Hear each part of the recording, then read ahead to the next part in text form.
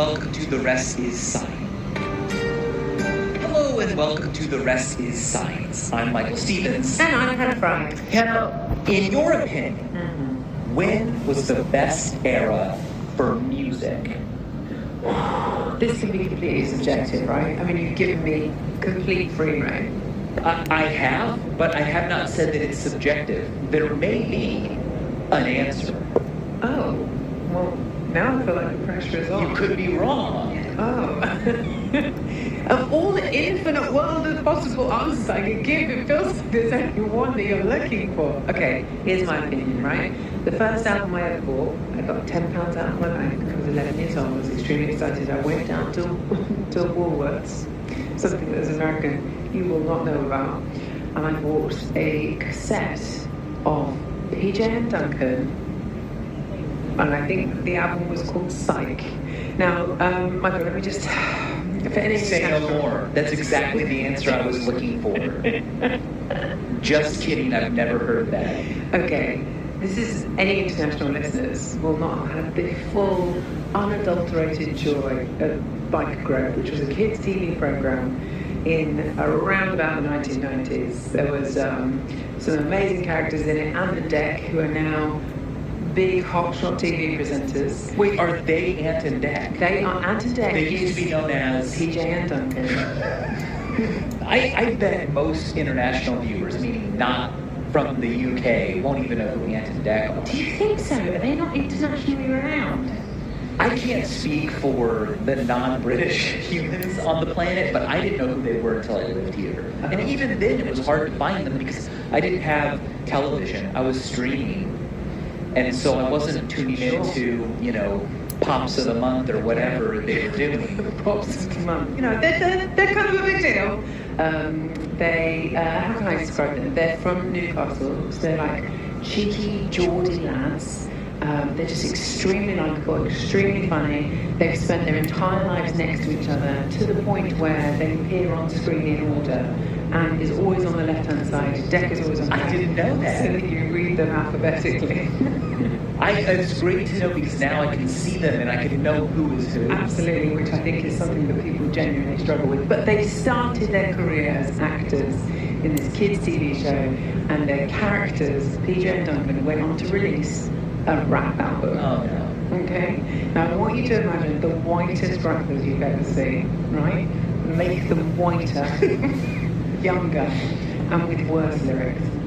That was the peak of music, in my opinion.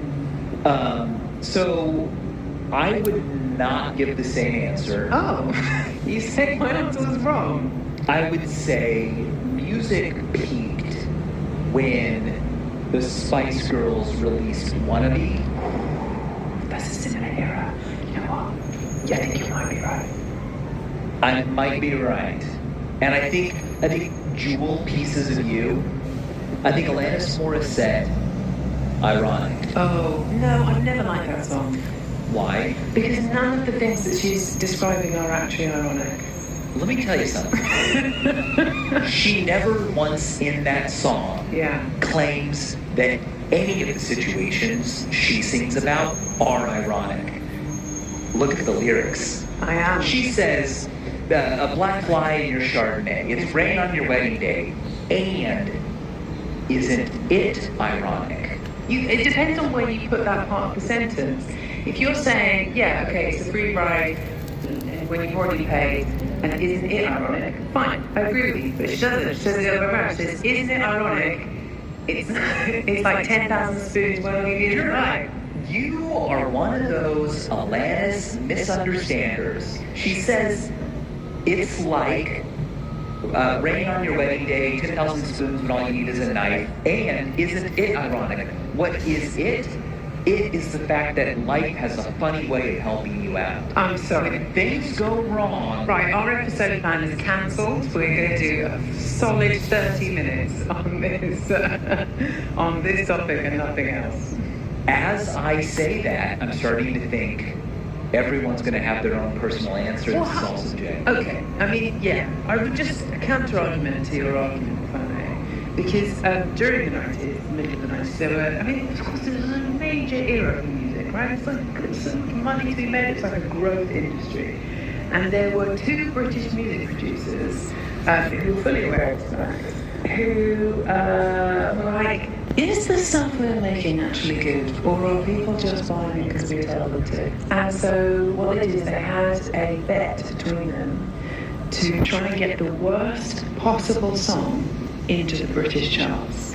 The result of this, supposedly, was this bet was a girl group called Vanilla, and their debut song was No Way, No Way, Mana Mana, sort of based on the Muppets. So we're talking the same era as Wannabe. Also, I should tell you that the music video was them standing next to a pool, which was, I think, Rockwell Lido, just standing around. Okay. All right. Well, It got to number 14 in the charts, I should say. number 14. I mean, look, I don't hate that song. I see a time and place for it. For example, right now, right, they made something that is a conversation starter, which is one of the many things we ask music to help us do. Yeah. So they succeeded there. It's objectively bad, though. I mean, come on. Michael, I know you're a philosopher, but... That's what I'm proving wrong. It can't be objectively bad. It has value in that it's a great story.